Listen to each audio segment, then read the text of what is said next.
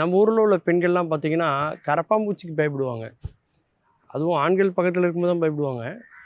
ஆனால் பாண்டா பொம்மையை வந்து கட்டிப்பிடிச்சு தூங்குவாங்க. அந்த அளவுக்கு வந்து பார்த்தீங்கன்னா பாண்டா கரடிகள் வந்து இன்றைக்கி இருக்கக்கூடிய எல்லா இளைஞர்களுக்கும், அதிலும் குறிப்பாக பெண்களுக்கு ஒரு பிடித்த ஒரு பொம்மையாக இன்றைக்கி இருக்குது. இந்த பாண்டா கரடிகளுடைய தாயகம் என்ன அப்படின்னா சீனா. சீனா தான் பாண்டா கரடிகளுடைய தாயகம் அப்படின்னு சொல்லலாம். ஆனால் அந்த ஊரில் இருக்கிற மாதிரியான பாண்டா கரடிகள் உலகத்தில் எல்லா ஊர்களையும் இருக்கானா இல்லை. ஏன்னா அதுக்கு சீனா வந்து நிறைய விதிமுறைகள் கொடுக்குறாங்க. உங்கள் ஊரில் உங்கள் நாட்டில் நீங்கள் இந்த பாண்டா கரடியை வளர்க்கணும்னா அதுக்கு வந்து எங்களுக்கு இவ்வளோ வாடகை கொடுக்கணும் அப்படின்னு சொல்லுது சீனா. அது மட்டும் இல்லாமல் அந்த கரடிகளை நம்ம நிரந்தரமாக வளர்க்க முடியுமானா முடியாது. 10 ஆண்டுகள் வளர்த்ததுக்கப்புறம் அந்த கரடியை கொண்டு போய் அவங்ககிட்ட திருப்பி கொடுத்துடணும். அதே மாதிரி இத்தனை ஆண்டுகளுக்கு ஒரு முறை அந்த கரடியை கொண்டு போய் அவங்களுக்கு செக்கப் மாதிரி கொண்டு காமிச்சிட்டு வரணும். இந்த மாதிரி பல விதிமுறைகளை சீனா வகுத்திருக்கிறதுனால பாண்டா கரடிகள் சீனாவில் இருக்கிற மாதிரி மற்ற நாடுகளில் இல்லைங்கிறது தான் உண்மை. சீனா வந்து முதல்ல பாண்டா கரடிக்கு உண்டான முக்கியத்துவத்தையே அவங்க கொடுக்கல. அவங்க நாட்டு விலங்கு லிஸ்ட்லேயே அது இல்லை. ஆனால் அதன் பிறகு இன்றைக்கி உலகளவில் இருக்கக்கூடிய அந்த மார்க்கெட்டை பார்த்ததுக்கப்புறம் சீனா அந்த பாண்டா கரடிக்கான முக்கியத்துவத்தை இன்றைக்கி அதிகப்படுத்தியிருக்காங்க அப்படின்னு சொல்லலாம். ஒரு படத்தில் வடிவேலு சார் கேட்பார், இந்த கரடி பொம்மை என்ன விலை அப்படின்னு கேட்பார். அது கரடி பொம்மை இல்லை, அது கண்ணாடி அப்படின்னு ஒருத்தர் சொல்லுவார். அந்த மாதிரி அந்த கரடிகளுக்கு இருக்கக்கூடிய ஒரு வசீகரம் வந்து இன்றைக்கி அதிகம் அப்படின்னு சொல்லலாம். அதிலும் குறிப்பாக வந்து பார்த்திங்கனாக்கா இந்த பாண்டா கரடிகளுடைய முக்கியமான உணவே என்ன அப்படின்னா மூங்கில் தான் அதனுடைய முக்கியமான உணவு.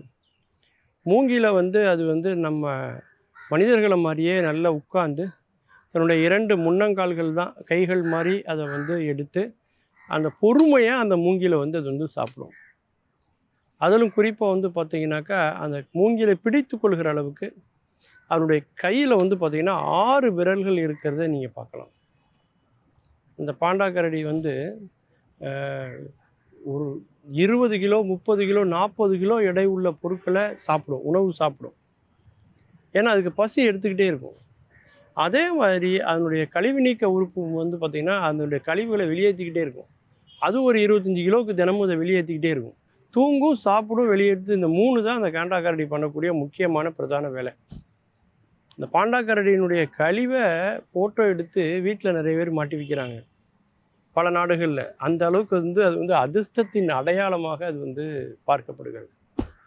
அது மட்டும் இல்லைங்க, அந்த பாண்டா கரடிக்கே பிடிச்ச ஒரு விஷயம் என்ன அப்படின்னா அந்த 10 வயசுக்கு உள்ளே இருக்கக்கூடிய குதிரைகள் இருக்கு இல்லையா, அது போடக்கூடிய சாணி இருக்குல்ல, சாணம், அதில் போய் விழுந்து இந்த பாண்டா கரடிகள் புரளும், உருண்டு புரளும்.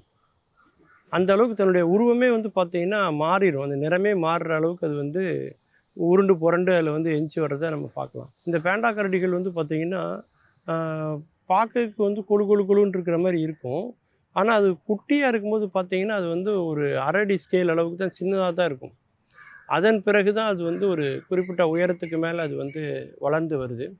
அது வந்து நிறைய பேர் வந்து வீட்டில் செல்ல பிராணியாக வந்து வளர்க்குற அளவுக்கு இன்றைக்கி அது மாறி இருக்கு இல்லையா. அந்த மாதிரி வந்து பார்த்திங்கன்னா அந்த பாண்டா வந்து சீனர்களுடைய வளர்ப்பில் சீனாவினுடைய மிக முக்கியமான ஒரு உயிரினமாக இன்றைக்கு வரைக்கும் பார்க்கப்படுகிறது. மீண்டும் பல புதிய தகவல்களோடு அதில் அறியப்படாத பக்கங்களோடு உங்களை சந்திக்கிறேன். நன்றி, வணக்கம்.